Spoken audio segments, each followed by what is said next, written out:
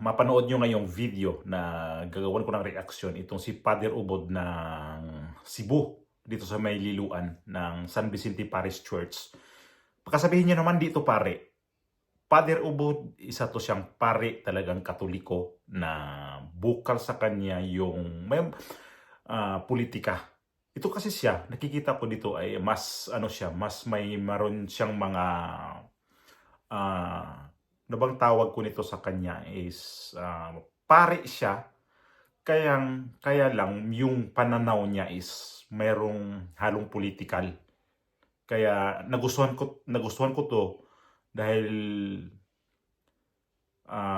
sa dami ngayon na mga pare is mas sila, hindi sila nakapagpahayag kung saan talaga sila papanig. Pero itong pare na to, si Father Ubod, ay hindi takot, hindi nahiya, at saka isa pa, matapang siyang pakapare na nakikita niya ngayon ang ating sistema, ang ating gobyerno. Kaya ito makikita niyong video is Bisaya to. Pero mayroon siya mga binibitawan niyo mga salita na mga nag-i-English siya. Pero kayong mga Tagalog na makapanood dito, hindi talaga niyo to maintindihan kung ano ang ibig sabihin nito. Kaya lang mahirap kasi maglagay ng ng subtitle. Kaya bilang ako isang Bisaya, lahat ng mga sinasabi nitong pare na to ngayon is bukal talaga siya sa politika. Tungkol to doon sa impeachment ni VP Sara na yung pumirma, hindi pa to nagdagdagan yung pumirma kasi nagiging 215 yung pumirma nung una, tapos may nadagdag pa yatang 200, nagiging 25 yata ang naghabol ng kanilang pirma para i-impeach si VP Sara. So, ito yung tema niya sa kanyang homily na tungkol nga doon sa impeachment, na ang mga congressman, sila lang naman yung mga congressman na nasa distrito lang yung nila, yung bali ang kanilang obligasyon, ibig kong sabihin. Kaya lang, di naisip ng mga congressman na ang bumoto ni VP Sara nung nakaraang eleksyon is 32 million. Samantala ang mga congressman ay distrito lang naman sila. So hindi sila nag-isip na ang kanilang in-impeach ay binoto ng 32 million. So itong 215 plus 25, ilan na? 240, no? Ito yung nagiging topic niya sa kanyang homily na hindi nila naisip yung pag-impeach ng mga congressman sila, na itong si VP Sara ay actually impeach talaga siya sa Congress. Pero ang mga congressman baliwala sa kanila na itong mga taong bumoto dito sa Vice Presidente na 32 million during the time na election, hindi nila naisip yun. Basta ang sa kanila, wala silang pakialam nun. Kaibigan to, kung anong mga relasyon nito sa kay VP Sara nung panahon, noong mga eleksyon. Wala na silang pakialam. Kasi nga dito sa agam-agam ngayon na pera-pera ang labanan. Kaya itong video ninyo mapanood ngayon, ulitin ko, is Bisaya to. Sana maintindihan nyo to. At ang mga congressman na pumirma nito ay tinawag niyang mga hudas. Tama lang din, tawagin ng mga hudas ang mga congressman. Kasi ito yung mga tao na to na ang interes lang nila ang gusto nilang masunod. Kasi nga itong eleksyon na to, naghahabol sila ng magiging budget nila sa kanilang kampanya. At ito na yon ang kapalit, na mayroon silang gagawing impeachment at ang kapalit ito pera. Kaya gumalaw to ngayon ang impeachment dahil ito sa pera. Hindi ito ini-impeach na kung ano. Pasok ko yung video at paki-subscribe po ang aking YouTube channel at paki-like po ang video. Ang tanan nga nahigugmas kwarta, mahadlok na mamatay, nya dili na sila managanang mopatay. No. Gilaing-lingi si mong tupad. Ing na di ka mahadlok kuhaan sa tanang kwarta. Ing na imong tanang kwarta ba kuhaon. Kana bang wa na kay ilisan, wa na kay kwarta, niya wa na kay balay, wa di mo mahadlok ka na. Mahadlok gani ta, di na ta makasangyaw. Muna, natuman ni sa mga apostoles, daghan silang accomplishments, dunay usa nila nga nagsigig yung ingon ayaw mo pagdag puntil, magdagid siya puntil. Ay noon, murag isugo sa tos Ginoo kay treasurer man siya silang grupo. Kinsa man to? Ang kanunay yung magdag kwarta, si Judas. Sa sige niyang dag kwarta, nakat-on siya pangawat sa kwartang iyang gida. O tungod kay ang iyang master, nagsige magsulti nga ayaw mo pangawat, ayaw mo pamakak. Unsa may nahitabo ni Judas? Sinitabo niya, mibudhi siya sa iyang master, iyang gibudhian tungod sa kwarta. 30 pieces of silver man ganito, iyang gibudhian ang iyang master o gipatay. Namatay gyud si Kristo tungod sa pagbudhi nining usa nga iyang gisugo nga ayaw mo pagdag kwarta. Nida magkwarta, budhi. Mo bitaw karon sa atong political arena, ari lang ta maghisgot kay hot issue man na. Kay bao ba mo nga na-impeach na sa Congress ang atong Vice President? Wa tingali usa natong wa kay bao kay sa mainstream, sa mga vloggers o sa tanan nahitabo man eh. Ang dagkong pangutana, ang 32 million nga ning butal sa Vice President, mao ba'y ila karong sentimento na i-impeach ang ilang gibutaran niadtong eleksyon sa national election sa 2022? Karong 2025, kining 32 million kuno, matud pas pipila ka mga komentaryong akong gibasa, mao ba ang ilang sentimento? O mura sila og kawatan sa Kongreso sa ilang balaanong katungod sa pagtuboy og usa ka opisyal sa gobyerno. Kay ang nag-impeach 215 congressmen, 215 ka congressmen ang nipirma. Siyam ang taga Sugbo, ang congressman nga gikan dinhi sa Cebu. Siyam, murag siyam kabuk unom ba to? Murag siyam. Nipirma sila nga i-impeach ang Vice President. Sa 6 or 3 pila ta dinhi nga voter sa Cebu. Wa so okay ba? Tabot ba ta og 3 million? Na 6? Bahala na.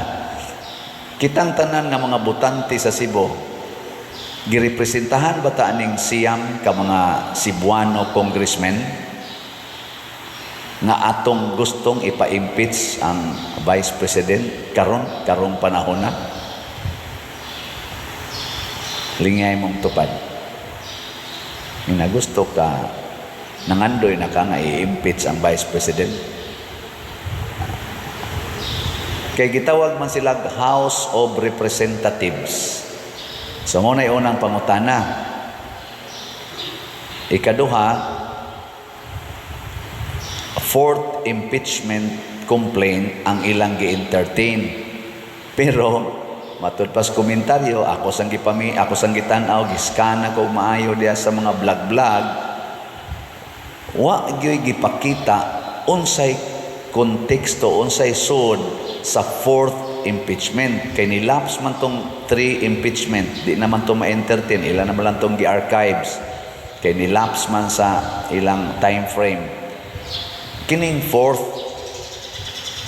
pero wa nila gipakita unsa gyoy sulod anang fourth impeachment complaint. Giditsuan lang nila og butar in one day. setting. Ana ra yung adlaw. Pag abot sa impeachment, butar dayon, usara ka adlaw. Ana, ang atong eleksyon nagsugod og month of February, nag-eleksyon og May. Muna'y official period sa eleksyon. Sa ato pa magsigi tag-discuss, magsigi tag-pamalandong, angayan ba kung mubutar ani o dili, angayan ba kung mubutar ani o dili. Unya, nibutar dayon ang 32 million sa Vice President. After na malandong for February, March, April, May. 3 ka buwan nga pamalandong. Una pa ta nibutar. Pero pag-impeach sa Vice President, it took only 1 day for the 215 representatives of people to impeach. Is it not an insult to individuals nga 32 million, more or less, nga namalandong og 3 months, individually ni butar, ni linya, init kaistanan dito sa voting eleksyon, ni linya gyud dito. Ang uban ato napasaras gutom. Ana. Nya, here comes the representatives nga in 1 day gi-impeach na nila kining gibutaran sa 32 million.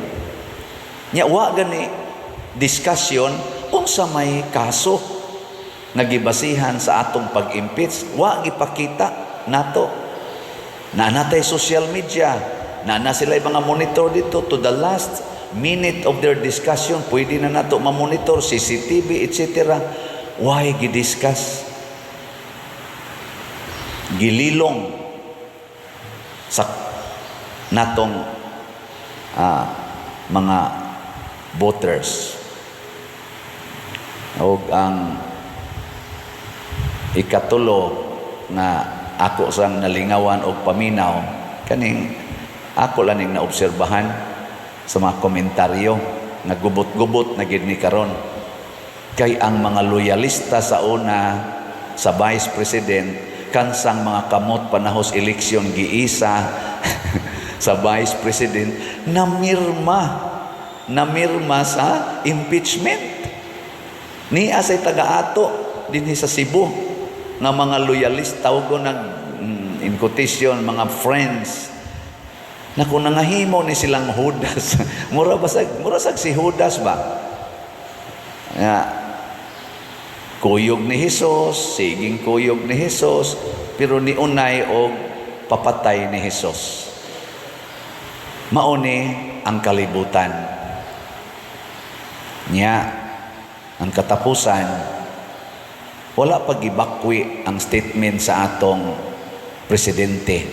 Katong niingon siya, di ko gusto sa impeachment. Gani, ni rally ato ang Iglesia ni Cristo. Di ko gusto anang impeachment. Gausik-usik lanas atong panahon. Unya, wa ginay ika-contribute kanang impeachment sa Vice President. Nothing. Why ika-contribute sa kaayuhan o sa panginahanglan sa atong mga Pilipino nga katawhan? Munang di ko gusto ana, wala pa na gibakwi sa atong presidente kana nga maong statement. Although wala na sad siya additional statement karon, pero wa pa na niya gibakwi in public nga karon ako tong bakwion ang akong gisulti o gusto na kong impeachment. Pero ang unang ni pirma number 1 sa balota ang iyang anak si Sandro Marcos, mo'y unang ni pirma sa impeachment. In short, wa mutahod si Sandro Marcos sa pulong sa iyang amahan nga presidente. Gisupak niyang iyang amahan. Ingon ana ba, no? Ang anak mutahod maginas ginikana, no? Maingon magyud ka, anak, tahura ang imong mamagpapa, sugo na sa Ginoo. Pero siya unang ni pirma. Number 1 siya. Impeachment ni Sarah nga gi-declare sa iyang amahan, ayaw ng impeachment kay wa nay kapuslanan. Ako lang ning gihatagan og pamalandong in context sa atong ebanghelyo, pagpapahawa og yawa. Kay kining yawa mga igsoon, mugubot gid ni sa nagkahiusang katawhan. Mao bitaw na kanang na ako'y kaslon, moingon dayon ko pangandam na mo. Kay naghiusa man mo, ni-declare man mong maghiusa, bungkagon gyud mo siyawa.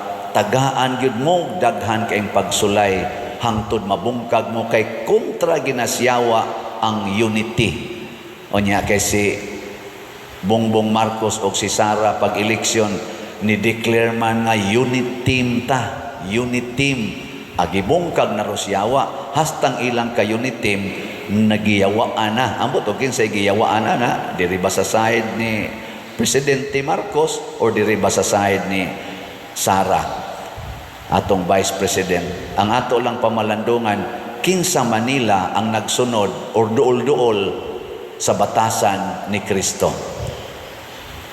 Kinsa Manila ang duol-duol sa kinabuhi sa mga santos, labi na gyud sa mga martyrs. Ang persecutor mao ginay duol sa kinabuhi sa yawa. Ang persecuted duol na ni Kristo. Matod pa ni Kristo, Matthew chapter 5, bulahan kamong gilutos, gidaog-daog o gibutang-butangan sa tanang matang sa kadautan, ug mahitabo ni paglipay kamo. Mao na sila si Pedro Bautista o si kaning Paul Mikig, mga kauban San Lorenzo Ruiz, naglukso-lukso sila sa kalipay sa dihang gideklarar na nga amo na mong putlas liog, bitayo na mo sa cross, patio na mo. Nilingiyay mong tupad ing na asa man ka nga side karon, sa yawa o ni Hesus. Ing na kono. Nya, mopadayon ko gamay. Nalipay ko ani nga nitunga ning impeachment dito sa House of Representatives nga na final nila. Kay karong si manaha ko no, mo close na sila sa ilang session, balik sila June. Ang Senate ni close na sad. Di sa to pa ang ilang katapusang gibuhat mao ang pagdesisyon nga i-impeach sa House of Representatives. Ang ilang katapusang gibuhat i-impeach ang Vice President. Nya mag-eleksyon ta karong Mayo, musugod na ta sa formal campaign sa election process karong February, karong buwana, karong February 11 man siguro. Ala sige, kay kabahin man kita sa katilingban, mamalandong ta. Kinsa may atong pilion, di na ta mo pili sa kadtong naduol ngadto siyawa. Arita mo pili sa naduol sa Ginoo aron masulbad ning atong kagubot. Hunong nataan ang pamakak, hunong nataan ang paghigugmas kwarta. Matod pa nila, mubaha ang kwarta panahon sa eleksyon. Kanang nipabaha o kwarta, isalikway tana. Kay ang higugmas kwarta, ang paghigugmas kwarta, tuburan gina tanang yawa, mahimotang mabudhion. O kana sang nanghatag og kwarta para sa eleksyon, mga mabudhion na sa atong nasod. Ngano man, kay kanang kwarta nga ilang gigamit pagpanghatag nato, kinurakot sa na nila sa atong buhis nga gihatag ngadto sa gobyerno. Giunay ratag luto sa atong mantika. Kita nga ni buhis, kita'y giilan-ilan nga taga-tagaan tag kwarta, ato ra sa nang buhis. Naingon ako, ikaw pa dir, sige kag hisgot ana, mura ra ba kag ni buhis? Tax exempted ra ba mo, mga pare? Nako, tinuod gyud na. Wa mi taga-ig kuhaig buhis. Pero ang tanan namong gipalit dinhi sa parokya o sa among mga personal nga mga gamit, pulos gyud na gikuhaag buhis. Nagbuhis lang gyapon mi. Di ba? Ang atong simbahan gabuhis gihapon. Kining tanang gigamit nato dinhi nga sa atong operations, tanan gikas kinagamyan ngadto sa kinadakan, pulos na gikuhaan og buhis. Di man na mangutana dito sa grocery, kining bugas, kining mantika, kining niyang inyong gipalit para ni simbahan. Siya, para simbahan. O sige, wa lang ni tax ha. Di oy, automatic na. So kitang tanan nagbuhis.